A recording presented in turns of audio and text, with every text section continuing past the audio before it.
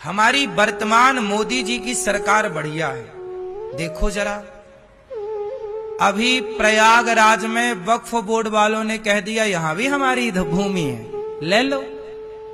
वक्फ board Prayagraj में क्या, भारत में नामो निशान खत्म कर दिया। वक्फ बोर्ड रिजेक्ट होने की स्थिति में पहुंचा दिया। बड़े उछल रहे थे कि ये प्रयागराज भी हमारा, यहां भी हमारे बाप दादों की थी। वाह, सब जगह तुम्हारे बाप दादे थे। बड़ा आतंक मचा रखा था। प्रयागराज जी में कह दिया कि हाँ हमारी भूमि है।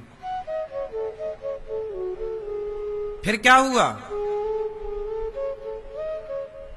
मोदी जी ने क्या किया? वक्फ बोर्ड को ही आज पेश हो गया वहां, और आज ही रद्द हो जाएगा।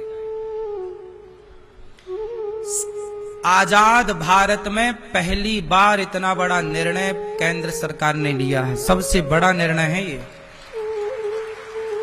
और ये निर्णय सनातनियों के और उन मुसलमानों के पक्ष में भी है जिन गरीब मुसलमानों को उनका अधिकार नहीं मिला। सारी जमीन वक्फ बोर्ड ने अपने अंडर पे कर ली और गरीब मुसलमानों को परेशान किया। तो गरीब मुसलमानों का भी अधिकार उन्हें मिलेगा। और जो चिल्लाते रहे कि कल को आके कह देते कि वृंदावन में वक्फ बोर्ड की जमीन है, कह दिया ना प्रयागराज में, कल को तुम्हारे घर पे कह देते कि ये घर हमारी वक्फ बोर्ड की जमीन में, तो मोदी जी ने कहा कि चलो भैया इसका हिसाब किताब ही खत्म करते हैं।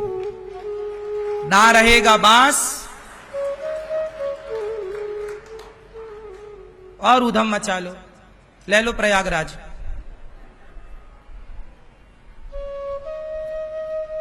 शांति से रहते नहीं आ रहा है।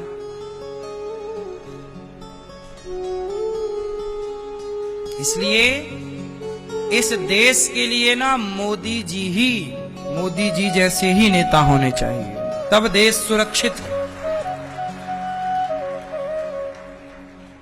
सच्चा सनातनी, अब देखो कितनी सारी वोट पड़ी वक्फ बोर्ड के पक्ष में, और जो वोट पक्ष में डाली वो हिंदू नेता हैं, विरोधी पार्टियों के, विपक्षियों के। अब समझ लो कि जिन नेताओं को आप वोट देके जिताते हो वो नेता तुम्हारी वोट लेते हैं पर पक्ष उन मुसलमानों का रखते हैं। समझ लो कितनी बड़ी गद्दारी है। और मुसलमानों के हित में ही है ये सब। समझदार मुसलमान समझ भी रहे हैं कि वक्फ बोर्ड ने तो मुसलमानों की जमीनों को भी वक्फ बोर्ड ने अपने कब्जे में कर लिया। इसलिए गरीब मुसलमानों को उसका अधिकार मिल सके, इसके लिए ये कार्य केंद्र सरकार के द्वारा किया जा रहा, भी प्रोसेस है, चल रहा है। कुल मिलाकर के अभी हम जो जिस भारत में अभी रह रहे हैं, आप कह सकते हैं कि यह राम युग चल रहा है। आप ये समझ लो, राम राज्य चल रहा है, ये समझ लो। एक अच्छे भारत में हम लोग रह रहे हैं,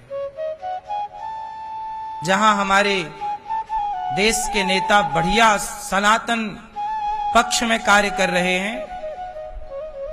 इसलिए हम सबको अच्छे कार्य में अच्छे लोगों का सपोर्ट करना चाहिए। करना चाहिए कि नहीं करना चाहिए?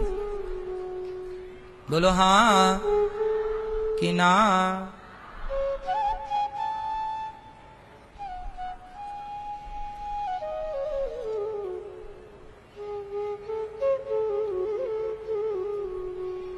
वक्फ बोर्ड वालों ने यह भी कह दिया था कि जो अंबानी का घर है ना, बोले वो भी हमारी वक्फ बोर्ड की जमीन पर है। सोचिए, अंबानी के घर को कह सकते हैं तो आपके घर को भी कह सकते हैं।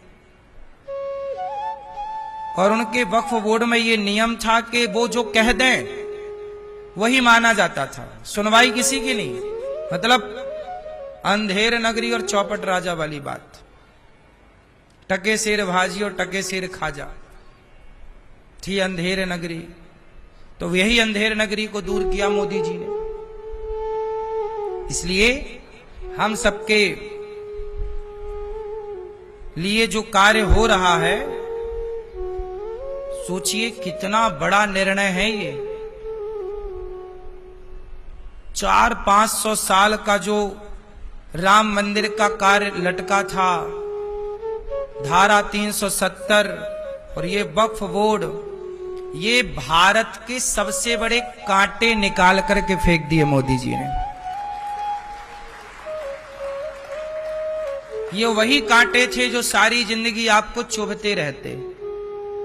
हाँ या ना? नहीं बोला जा रहा है। कांटे थे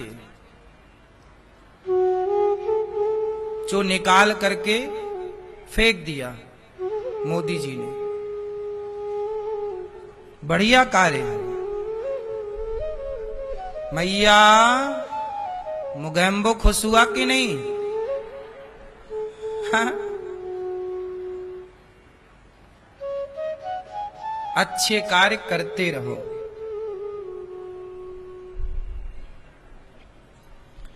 मुनि श्राप जो दीन्हा अति भल कीन्हा। तुलसीदास जी कह रहे, अब देखो राम सीता मैया वनवास चली गई, जिम्मेदार कौन? राम जिम्मेदार नहीं, समाज जिम्मेदार है।